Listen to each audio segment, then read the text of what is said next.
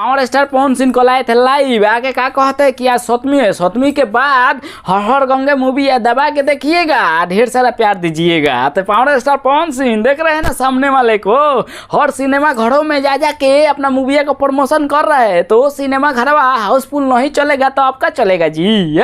देख रहे हैं ना भाई लोग, खेसारी लाल यादव कितना सिनेमा घरों में जा के अपना मूवी को प्रमोशन कर रहे हैं। पावर स्टार पवन सिंह कल आए थे लाइव, कहते हैं क्या कि आज 7वीं है, 7वीं के बाद हमारा मूवी को दबा के देखिएगा, ढेर सारा प्यार दीजिएगा। तो ऐसा थोड़ी चलता है जी। यहाँ तले खेसारी लाल यादव आम आदमी के सामने, पब्लिक के सामने बैठ के अपना मूवी देख रहे हैं। अरे एक बात और कहना चाहते हैं, पावर स्टार पवन जी कम से कम और जगह नहीं गए तो आरा में तो आना चाहिए था कि आरा वाला आदमी सीना ठोक के बोलता कि हमारा पावर स्टार पवन सिंह आरा में आए थे, सिनेमा घरों में बैठ के देखे मूवी है।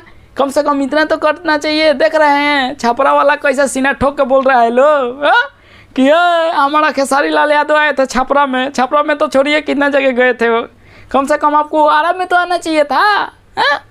साफ आप दिल तोड़ दिए हैं।